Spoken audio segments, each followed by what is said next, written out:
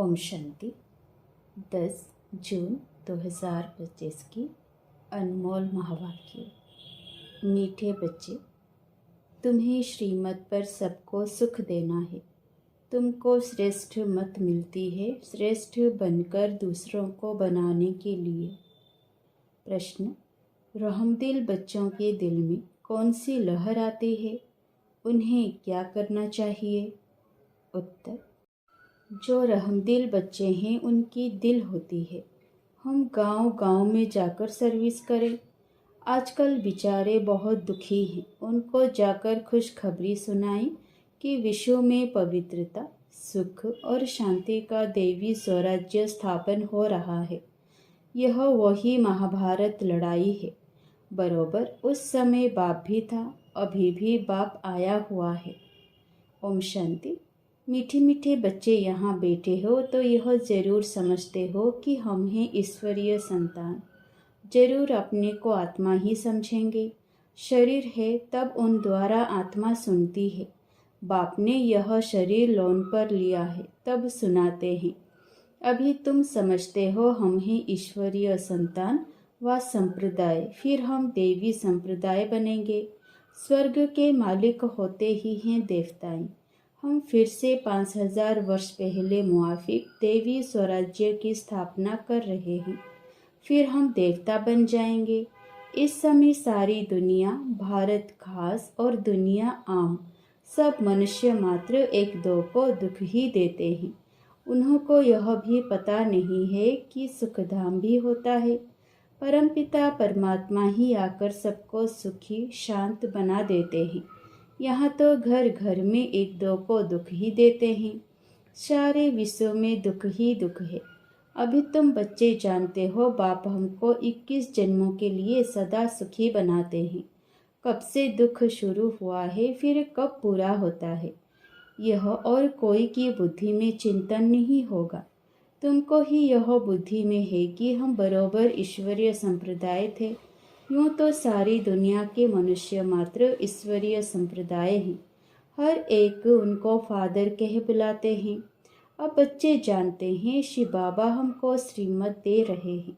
श्रीमत मशहूर है, ऊंचते ऊंच भगवान की ऊंचते ऊंच मत है। गाया भी जाता है उनकी गतमत न्यारी। शिव बाबा की श्रीमत हमको क्या से क्या बनाती है। स्वर्ग का मालिक और जो भी मनुष्य मात्र हैं वह तो नरक का मालिक ही बनाते हैं।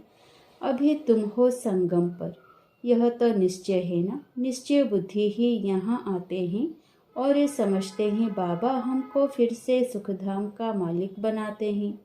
हम ही 100% पवित्र गृहस्थ मार्ग वाले थे। यह स्मृति आई है। 84 जन्मों का भी हिसाब है ना।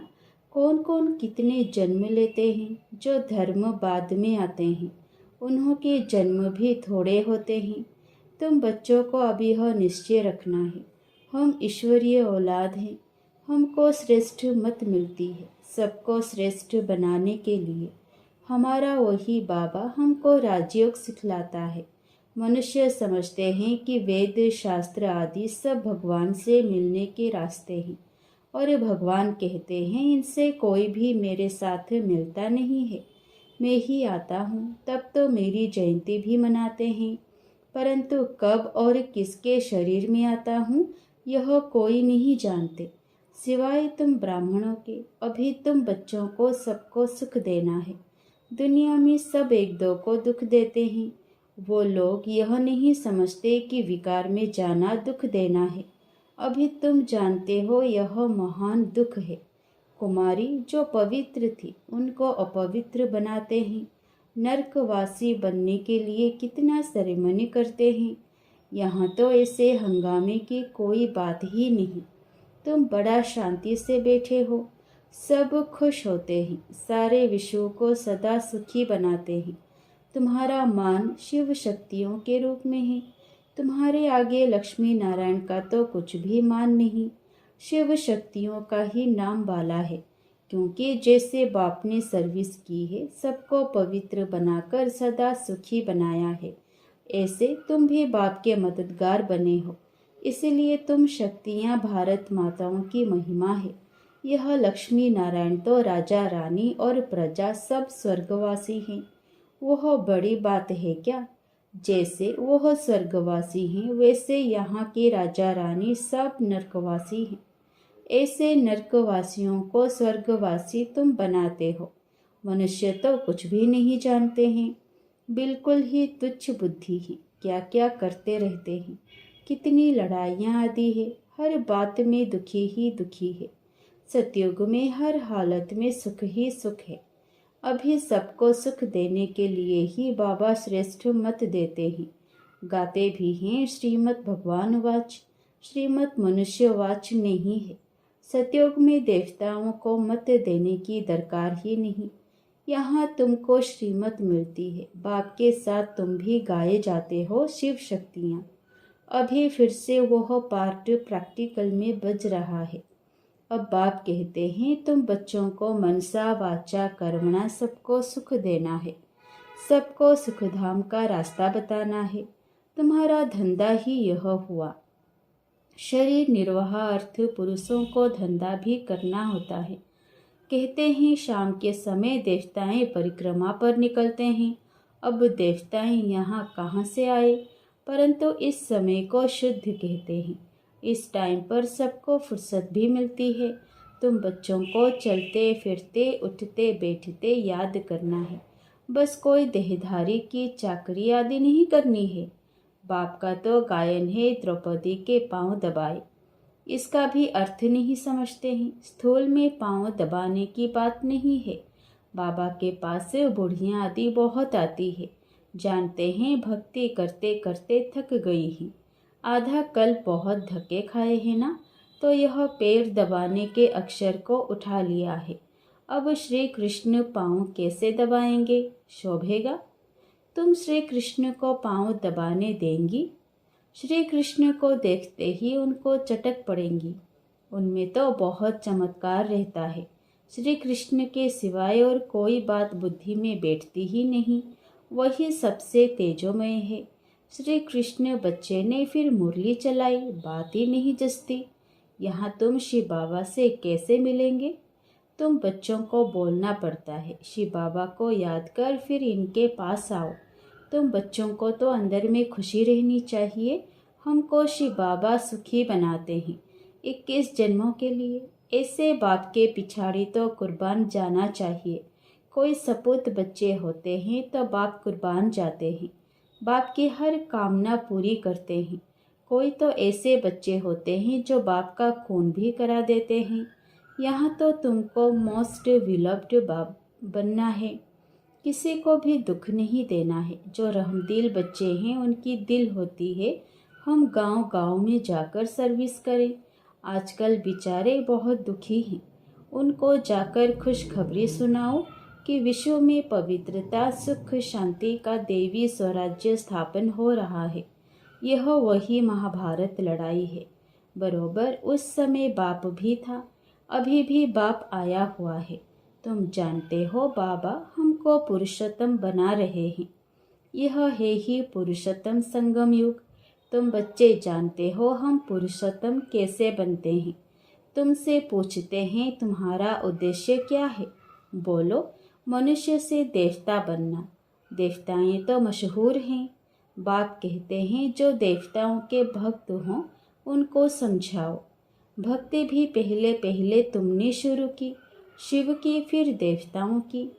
तो पहले पहले शिव बाबा के भक्तों को समझाना है। बोलो शिव बाबा कहते हैं मुझे याद करो। शिव की पूजा करते हैं, परंतु यह थोड़े ही बुद्धि में आता है कि पतित पावन बाप है। भक्ति मार्ग में देखो धक्के कितने खाते हैं। शिवलिंग तो घर में भी रख सकते हैं, उनकी पूजा कर सकते हैं। फिर अमरनाथ बद्रीनाथ आदि तरफ जाने की क्या दरकार है? परंतु भक्ति मार्ग में मनुष्यों को धक्के जरूर खाने हैं। तुम कौन से छुड़ाते हैं? तुम हो शिव शक्ति, शिव के बच्चे। तुम बाप से शक्ति लेते हो, वह भी मिलेगी याद से। विकर्म विनाश होंगे। पतित पावन तो बाप है ना, याद से ही तुम विकर्मा जीत पावन बनते हो। सबको यह रास्ता बताना है। तुम अभी राम के बने हो, राम राज्य में है सुख, रावण राज्य में है दुख। भारत में ही सबके चित्र हैं जिनकी इतनी पूजा होती है। ढेर के ढेर मंदिर हैं, कोई हनुमान का पुजारी, कोई किसका। इनको कहा जाता है ब्लाइंड फेथ। अभी तुम जानते हो हम भी ब्लाइंड थे, इनको भी मालूम नहीं था ब्रह्मा विष्णु शंकर कौन है क्या है। जो पूज्य थे वही फिर पुजारी बने। सतयुग में है पूज्य, यहाँ है पुजारी। बाप कितना अच्छी रीति समझाते हैं। तुम जानते हो पूज्य होते ही हैं सतयुग में, यहाँ है पुजारी तो पूजा ही करते हैं। तुम हो शिव शक्तियाँ, अभी तुम ना पुजारी ना पूज्य हो। बाप को भूल मत जाओ, यह साधारण तन है ना, इसमें ऊंचे ते ऊंच भगवान आते हैं। तुम बाप को अपने पास निमंत्रण देते हो ना, बाबा आओ, हम बहुत पतित बन गए हैं। पुरानी पतित दुनिया, पतित शरीर में आकर हमको पावन बनाओ। बच्चे निमंत्रण देते हैं, यहाँ तो कोई पावन है ही नहीं। जरूर सभी पतितों को पावन बनाकर ले जाएंगे ना, तो सबको शरीर छोड़ना पड़े ना। मनुष्य शरीर छोड़ते हैं तो कितना हाय दोष मचाते हैं। तुम खुशी से जाते हो, अभी तुम्हारी आत्मा रेस करती है। देखें कौन शिव बाबा को जास्ती याद करते हैं। शिव बाबा की याद में रहते रहते ही शरीर छूट जाए तो ओहो सौभाग्य, बेड़ा ही पार है। सभी को बाप कहते हैं ऐसे पुरुषार्थ करो। सन्यासी भी कोई कोई ऐसे होते हैं, ब्रह्म में लीन होने के लिए अभ्यास करते हैं, फिर पिछाड़ी में ऐसे बैठे बैठे शरीर छोड़ देते हैं। सन्नाटा हो जाता है। सुख के दिन फिर आएंगे, इसके लिए ही तुम पुरुषार्थ करते हो। बाबा हम आपके पास चले, आपको ही याद करते करते जब हमारी आत्मा पवित्र हो जाएगी तो आप हमको साथ ले जाएंगे। आगे जब काशी कलवट खाते थे तो बहुत प्रेम से खाते थे, बस हम मुक्त हो जाएंगे ऐसे समझते थे। अभी तुम बाप को याद करते चले जाते हो शांति धाम।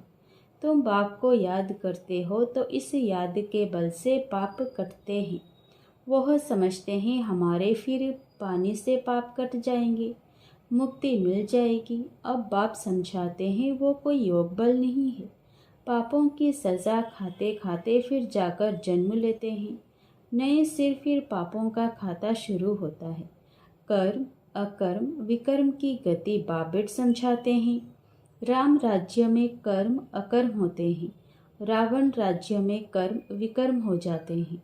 वहाँ कोई विकार आदि होता नहीं। मीठे मीठे फूल बच्चे जानते हैं, बाप हमको सब युक्तियाँ सब राज समझाते हैं। मुख्य बात यह है कि बाप को याद करो। पतित पावन बाप तुम्हारे सामने बैठे हैं।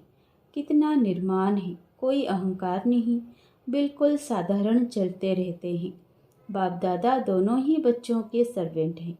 तुम्हारे दो सर्वेंट हैं, ऊंचते ऊंच शिव बाबा, फिर प्रजापिता ब्रह्मा। वो लोग त्रिमूर्ति ब्रह्मा कह देते हैं, अर्थ थोड़े ही जानते हैं।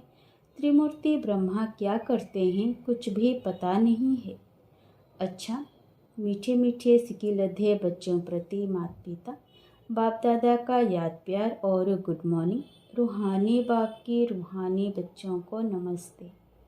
धारणा के लिए मुख्य सार पहला, सदा यह निश्चय रहे कि हम ईश्वरीय औलाद हैं। हमें श्रेष्ठ मत पर चलना है, किसी को भी दुख नहीं देना है, सबको सुख का रास्ता बताना है। दूसरा, सपूत बच्चा बन बाप पर कुर्बान जाना है, बाप की हर कामना पूरी करनी है। जैसे बाप दादा निर्माण और निरहंकारी हैं, ऐसे बाप समान बनना है। वरदान, स्वोन्नति द्वारा सेवा में उन्नति करने वाले सच्चे सेवाधारी भव। स्वोन्नति सेवा की उन्नति का विशेष आधार है। स्वोन्नति कम है तो सेवा भी कम है। सिर्फ किसी को मुख से परिचय देना ही सेवा नहीं है, लेकिन हर कर्म द्वारा श्रेष्ठ कर्म की प्रेरणा देना यह भी सेवा है। जो मनसा वाचा कर्मणा सदा सेवा में तत्पर रहते हैं, उन्हें सेवा द्वारा श्रेष्ठ भाग्य का अनुभव होता है। जितनी सेवा करते उतना स्वयं भी आगे बढ़ते हैं। अपने श्रेष्ठ कर्म द्वारा सेवा करने वाले सदा प्रत्यक्ष फल प्राप्त करते रहते हैं। स्लोगन: समीप आने के लिए सोचना, बोलना और करना समान बनाओ। अव्यक्त इशारे: आत्मिक स्थिति में रहने का अभ्यास करो, अंतर्मुखी बनो। एकाग्रता का आधार अंतर्मुखता है। अंतर्मुखता में रहने से सूक्ष्म शक्ति की लीलाएं अनुभव करेंगे। आत्मिक स्थिति में रह आत्माओं का आह्वान करना, आत्माओं से रूहान करना, आत्माओं के संस्कार स्वभाव को परिवर्तन करना, आत्माओं का बाप से कनेक्शन जुड़वाना, ऐसे रूहानी लीला का अनुभव होगा। अच्छा, ओम शांति।